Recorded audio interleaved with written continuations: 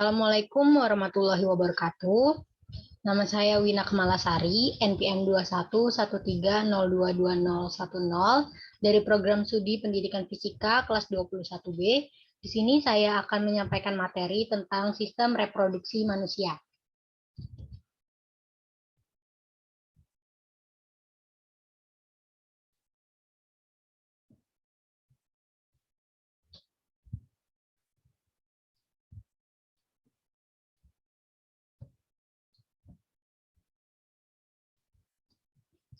Yang pertama, organ reproduksi.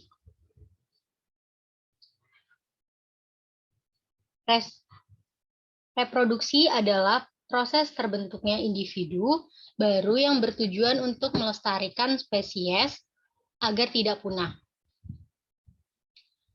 Reproduksi pada manusia tergolong ke dalam reproduksi seksual. Sistem reproduksi manusia melibatkan induk jantan dan induk betina. Dalam sistem reproduksi manusia, setiap induk memiliki organ reproduksi.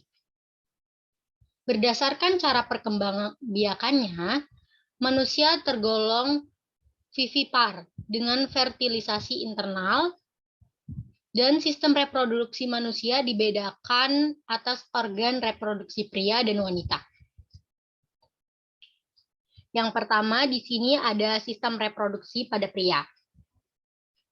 Organ reproduksi pada pria memiliki dua fungsi, yaitu produksi sel kelamin jantan atau spermatozoa dan pelepasan spermatozoa ke saluran sel kelamin wanita. Organ-organ reproduksi manusia pada pria terdiri atas yang pertama testis. Testis berjumlah sepasang dan berbentuk oval. Testis memiliki kantong pelindung atau yang biasa disebut dengan skrotum. Ini. Testis terdapat di rongga pelvis di bagian luar. Di dalam testis terdapat tubulus seminiferus yang memiliki fungsi untuk menghasilkan sel-sel sperma. Di antara tubulus-tubulus tersebut terdapat sel Leydig yang berfungsi sebagai penghasil hormon testosteron, di mana hormon tersebut memiliki fungsi untuk menimbulkan tanda-tanda kelamin sekunder pada pria, yakni seperti tumbuhnya kumis, suara membesar, dada, bidang, dan lainnya. Lalu yang kedua ada saluran pengeluaran atau ductus excretorius.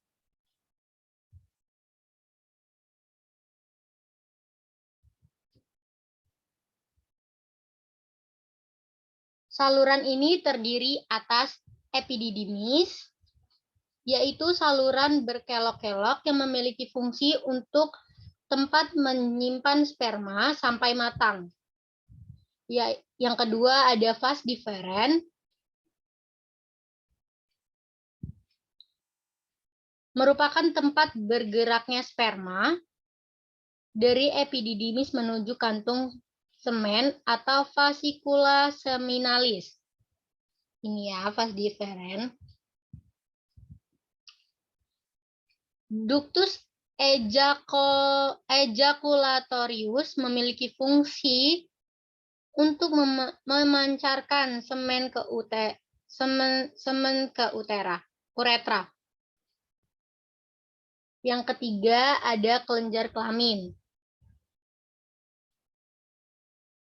yang terdiri atas vesika seminalis atau saluran mani, yaitu kelenjar yang berkelok-kelok dan terdapat di belakang kandung kemih.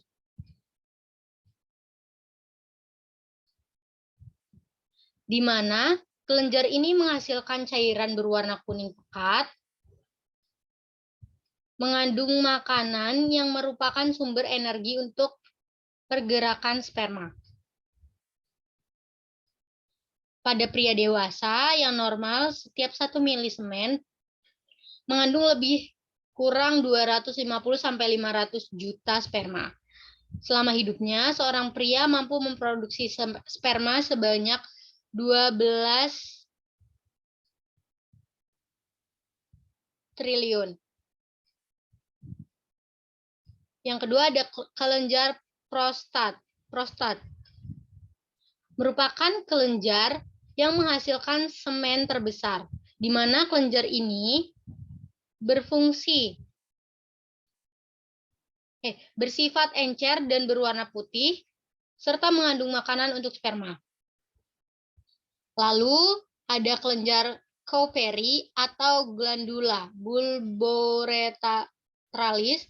Kelenjar yang terdapat di sepanjang uretra ini memiliki fungsi untuk menyekresi cairan lendir bening yang menetralkan cairan urin yang bersifat asam yang tertinggal pada uretra.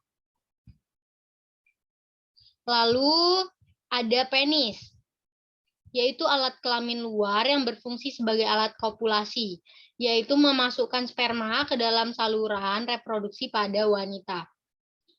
Lalu ada skrotum atau buah zakar, yaitu lipatan kulit berbentuk seperti kantung yang membungkus testis. Di skrotum terdapat otot dartos dan otot kremaster. Otot dartos sendiri adalah otot polos yang menyusun sekat skrotum sehingga bisa mengendur dan mengerut. Sekat ini memisahkan testis sebelah kiri dan kanan. Adapun otot kremaster berfungsi sebagai pengatur suhu testis agar stabil. Lalu di sini kita akan membahas organ reproduksi pada wanita.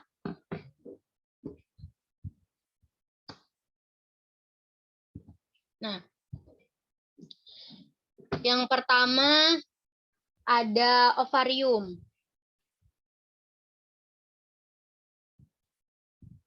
Nih, ovarium itu berjumlah sepasang, terdapat di dalam rongga perut, yang berfungsi sebagai pembentuk sel telur dan menghasilkan hormon estrogen dan progesteron. Pembentukan sel telur terjadi melalui proses pembentukan folikel. Hormon estrogen sendiri memiliki fungsi untuk membuka tanda-tanda kelamin sekunder pada wanita seperti tumbuhnya payudara, suara melengking, tekstur kulit semakin halus, panggul membesar, dan lain-lainnya. Yang kedua ada oviduk atau tuba fallopi. Memiliki fungsi sebagai penyalur sel telur dari ovarium menuju rahim. Saluran ini juga adalah tempat terjadinya proses pembuahan atau yang biasa disebut dengan fertilisasi. Di ujung tuba fallopi juga terdapat infundibulum yang berbentuk corong dan memiliki umbai atau fimbriae yang berguna untuk menangkap sel-sel telur yang dilepas ovarium atau proses ovulasi. Lalu yang ketiga ada uterus di sebelah sini, berguna sebagai tempat untuk perkembangan dan pertumbuhan janin. Rahim manusia bertipe simplex, di mana hanya memiliki satu ruang. Rahim bagian bawah mengecil dan dinamakan cervix uteri. Sedangkan korpus uteri atau badan rahim merupakan bagian yang besar. Dinding rahim terdiri atas 3 lapisan, yakni premetrium, biometrium, dan endometrium.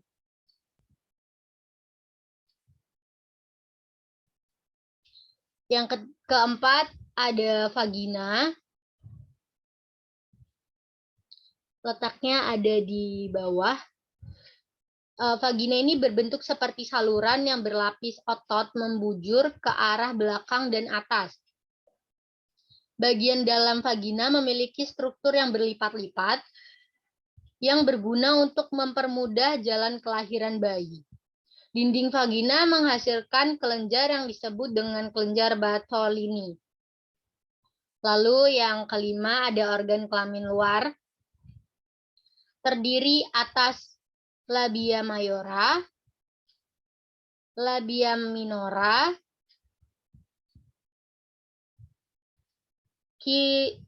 klitoris yang terdapat di bagian depan labia minora, orifisium urethrae yang merupakan muara saluran kencing, dan himen yang merupakan selaput darah yang terdapat di bawah saluran kencing.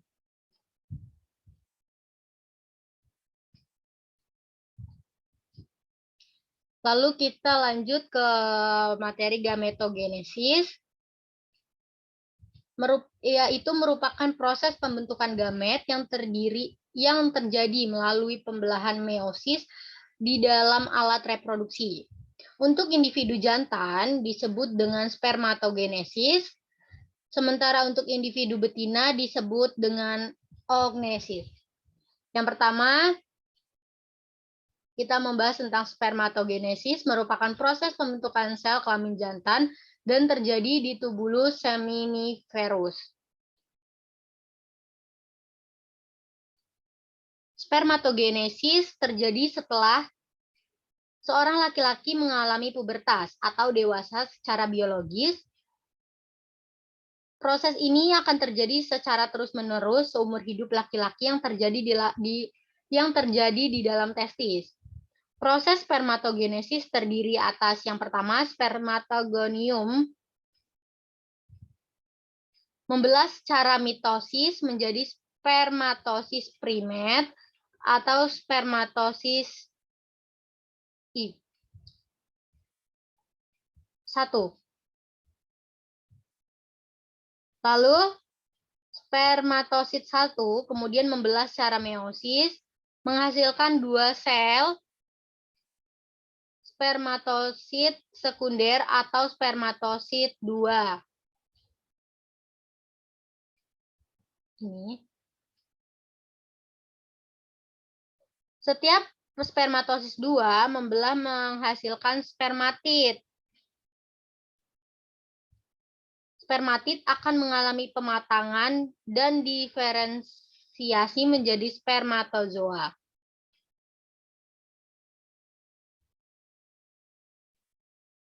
Akan membelah dan menjadi spermatozoa. Lalu kita menuju oogenesis yang merupakan proses pembentukan sel kelamin betina dan terjadi di ovarium. Di mana ovarium sendiri mengandung banyak sel induk telur atau oogonium yang bersifat diploid. Prosesnya sebagai berikut. Yang pertama,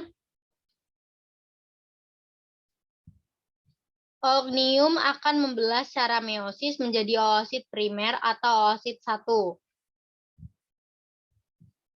Yang kedua, oosit 1 selanjutnya juga akan membelah secara meiosis menghasilkan 1 oosit sekunder atau oosit 2 serta 1 badan kutub 1 atau badan kutub primer.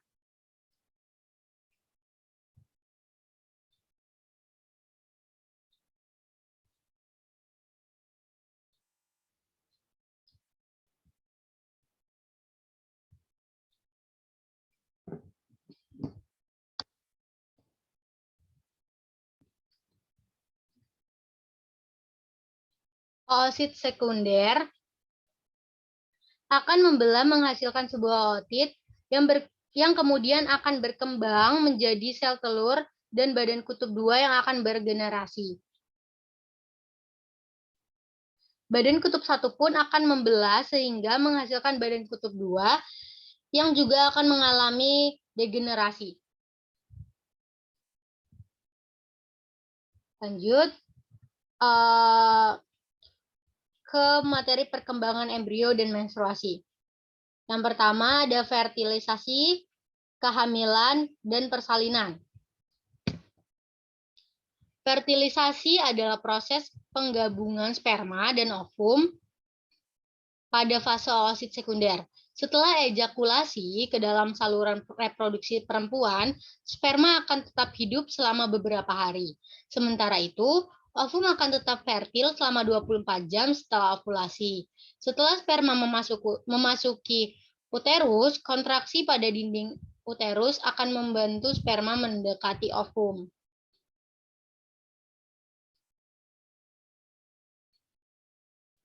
Setelah sperma bertemu dengan ovum, akan muncul bukaan di bagian akrosom sperma.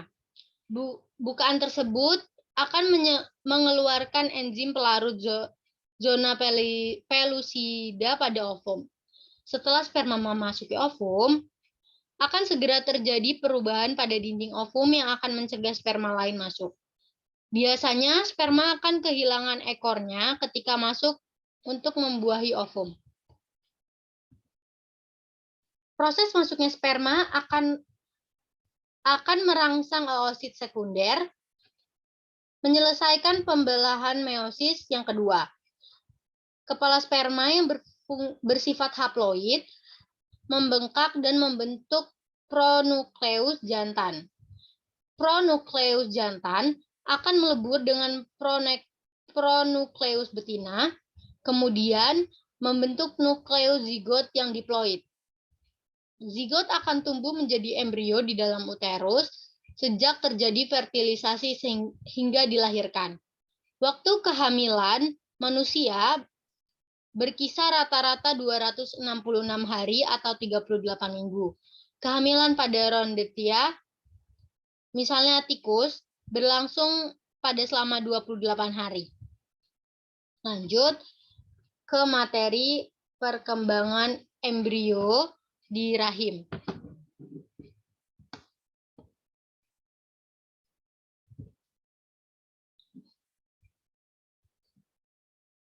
Telur yang telah dibuahi oleh sperma membentuk zigot. Zigot kemudian digerakkan oleh silia oviduk menuju ke uterus. Setelah 24 jam terjadilah pembelahan sel. Pembelahan ini terjadi saat telur yang dibuahi berjalan dari oviduk ke uterus yang memakan waktu 3-5 hari.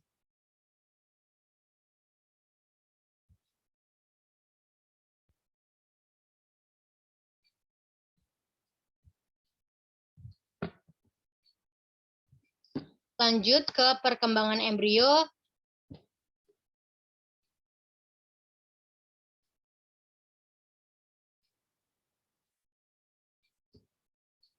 Sperma membentuk zigot. Zigot kemudian digerakkan oleh silia oviduk menuju ke uterus. Setelah 24 jam terjadilah pembelahan sel. Pembelahan ini terjadi saat telur yang dibuahi berjalan dari oviduk ke uterus yang memakan waktu 3-5 hari.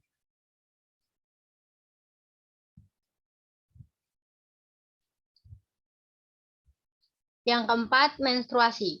Menstruasi adalah peristiwa peluruhan dinding uterus karena ovum tidak dibuahi sperma.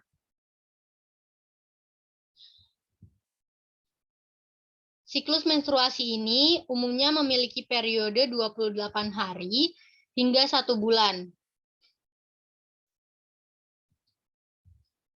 Pada menstruasi terdapat beberapa fase. Yang pertama fase proliferasi, yang kedua fase sekresi, dan fase menstruasi. Lanjut ke laktasi. Laktasi adalah proses produksi, rekresi, dan pengeluaran ASI. Saat kehamilan, estrogen berlangsung perkembangan saluran kelenjar, dan progesteron merangsang pembentukan alveolus, lobulus, dan payudara. HPL diproduksi plasenta untuk pertumbuhan payudara, puting, dan areola. Prolaktin dan somatropin korionik merangsang perkembangan kelenjar mamae Penurunan estrogen dan progesteron saat kehamilan akan memicu laktasi. Oksitosin merangsang pengeluaran susu.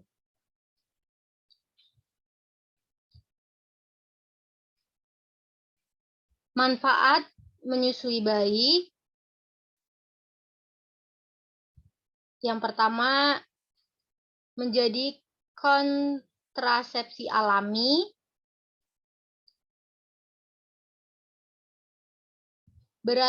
Menjadikan berat badan dan uterus kembali normal, mengurangi stres, gelisah, kanker, payudara, ovarium rahim, osteoporosis, dan artritis, menghemat biaya.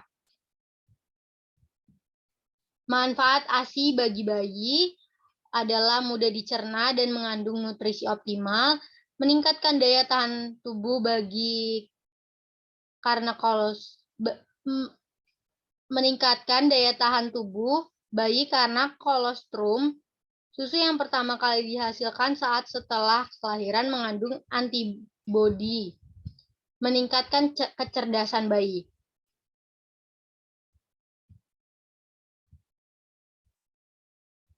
Pengaturan kelahiran atau KB. Keluarga berencana adalah usaha untuk mengukur jumlah dan jarak anak yang diinginkan.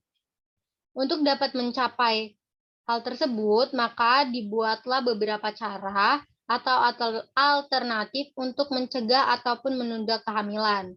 Program KB menentukan kualitas keluarga, karena program ini dapat menyelamatkan kehidupan perempuan serta meningkatkan status kesehatan ibu, terutama dalam mencegah kehamilan tak diinginkan. Menjarangkan jarak kelahiran, mengurangi resiko kematian bayi. Selain memberi keuntungan ekonomi pada pasangan suami istri, keluarga dan masyarakat, KB juga membantu remaja mengambil keputusan untuk memilih kehidupan yang lebih baik dengan mencanangkan proses reproduksinya. Manfaat keluarga berencana adalah pengaturan kelahiran memiliki benefit kesehatan yang nyata, salah satunya pil kontrasepsi dapat mencegah terjadinya kanker uterus dan ovarium. Penggunaan kondom dapat mencegah penularan penyakit menular seksual seperti HIV.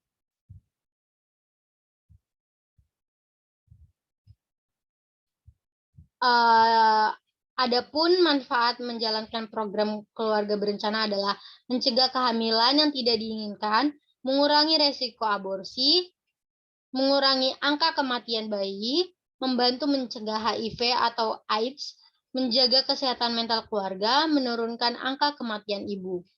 Yang kedua ada metode kontrasepsi dalam kependudukan dan KB.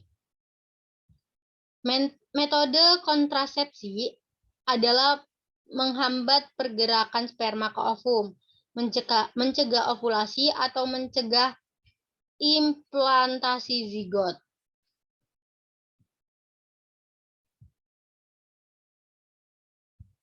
Jenis metode kontrasepsi. Kontrasepsi alami, sistem KB kalender atau tanggal adalah salah satu bentuk kontrasepsi alami. Cara ini mengandalkan pencatatan siklus menstruasi untuk memprediksi masa alur Anda. Jika sedang merencanakan kehamilan, Anda dapat menggunakan sistem KB kalender guna menentukan hari atau tanggal terbaik untuk berhubungan seks.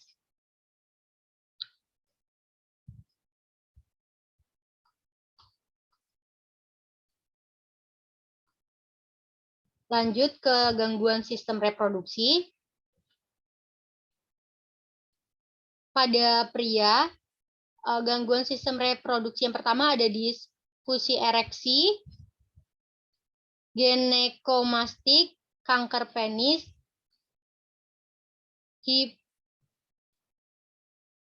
uretrisi, orkitis, dan prostatitis. Pada wanita terdapat kanker payudara, endometriosis, mola hidatidosa, miouterus, dan ovarium polikistik.